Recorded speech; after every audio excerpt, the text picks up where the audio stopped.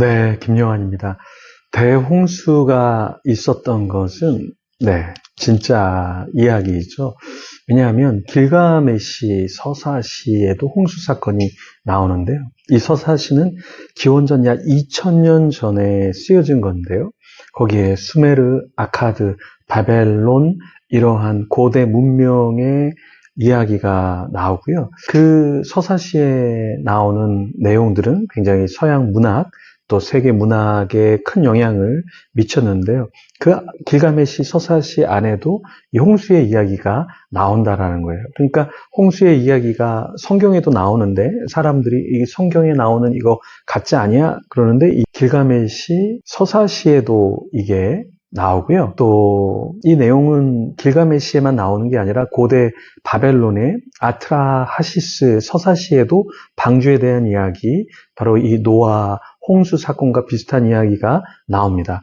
홍수 사건은 창세기 6장에 나오잖아요. 오늘 우리가 살펴볼 내용인데 이 홍수의 이야기가 다른 서사시보다 창세기 6장에 굉장히 구체적으로 자세히 나와 있습니다. 그래서 이 노아의 홍수 사건은 아주 조금 일부분만 성경에 적혀진 것이 아니라 굉장히 길게 적혀져 있는데요.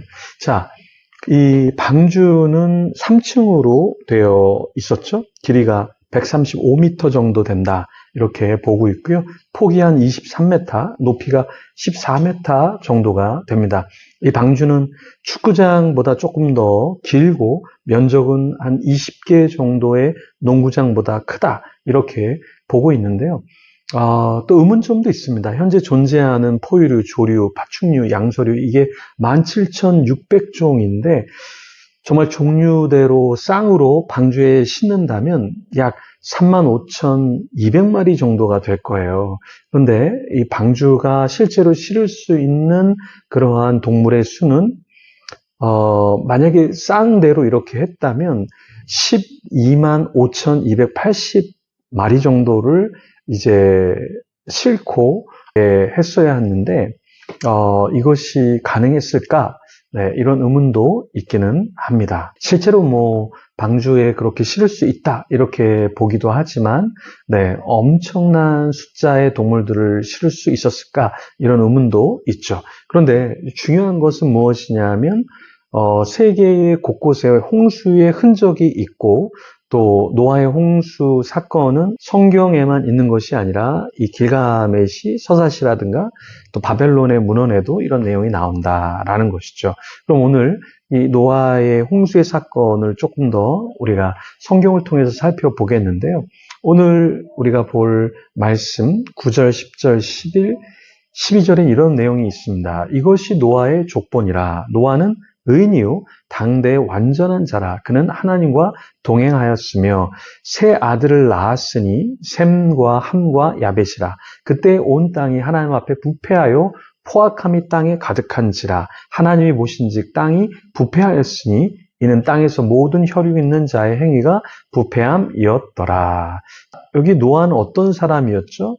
노아는 의인이었습니다. 당대의 완전한 자다, 이렇게 말하고 있어요. 하나님과 동행했던 인물이었습니다. 오늘날 누가 이렇게 노아처럼 의인이고 완전하고 하나님과 동행하는 자일 수 있을까요?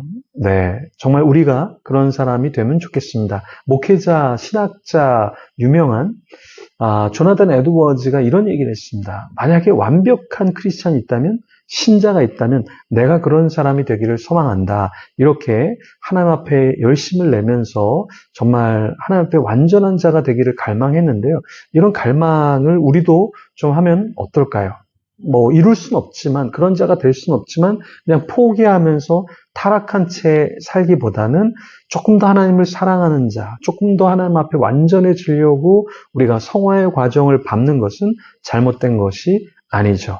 자, 노아는 누구를 낳았죠? 셈, 함, 야벳을 낳았습니다. 그 자녀를 낳고 그 땅에서 어떻게 살았죠? 포악한 땅, 아주 욕심이 많고 탐욕이 많고 살인과 부패한 그 땅에서 하나님을 예배하면서 살았다라는 거예요. 땅이 부패했어요.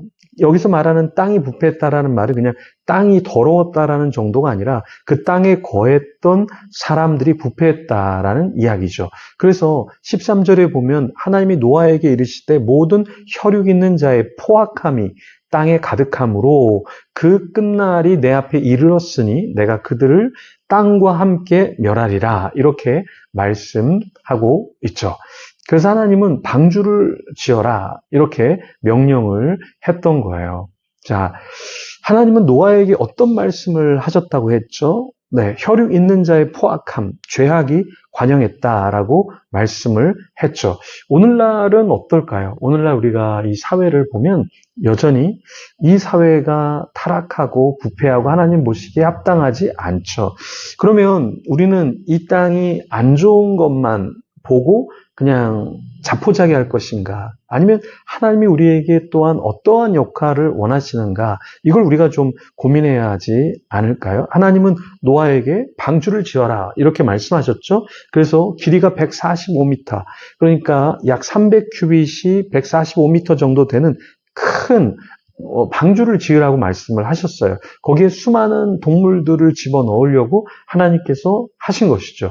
그러면 역시 우리에게도 이 시대에 참 어려운 시대에 우리가 살아가고 있는데요. 동성애가 관영하고 차별금지법이 이제 통과되려고 악법을 통과시키려고 하는 사람들이 있기 때문에 그것이 이제 통과될 수 있는 그런 상황 가운데 있는데요. 이런 시대에 우리는 어떻게 살아가야 할까요? 노아처럼 방주를 짓고 하나님 앞에 신실하게 살아야 되는데요. 우리가 하나님 앞에 방주를 짓는 삶, 그것은 어떤 삶일까요? 나에게 주어진 소명, 그 부르심의 길을 묵묵히 가는 것 아니겠습니까? 그냥 눈에 보이는 어떤 건물을 지으라는 것이 아니라 하나님이 나에게 예배, 혹은 하나님이 나에게 어떤 영혼을 돌보는 것, 혹은 복음 전도를 하는 것, 이런 것들을 우리가 충실히 감당하는 것. 노아가 방주를 짓는데 상당한 시간이 걸렸죠. 그렇지만 노아는 그 부르심에 따라서 살았습니다. 우리도 마찬가지로 하나님이 우리에게 주신 어떤 방주를 짓는 것 같은 그런 삶, 그 삶을 우리가 충실히 살아내야 하겠습니다. 하나님은 노아에게 21절에 이렇게 말씀하셔요. 너는 먹을 모든 양식을 네개로 가져다가 저축하라. 이것이 너와 그들의 먹을 것이 되리라. 자, 방주에 들어가는 것, 방주를 만드는 것, 그것도 중요하지만 하나님은 그 다음 방주에 들어갔을 때의 삶을 준비하라 말씀하셨어요.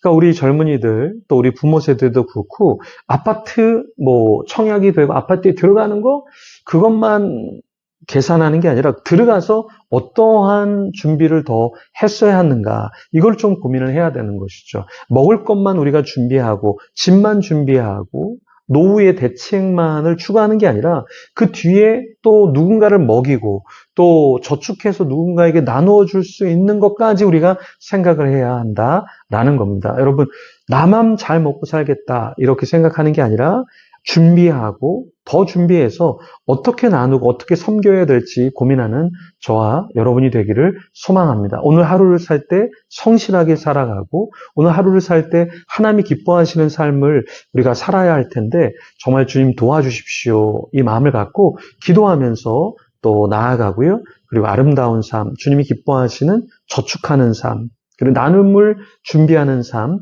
그런 삶을 살기를 소망합니다. 우리 같이 기도하며 하나님 앞에 나아가겠습니다.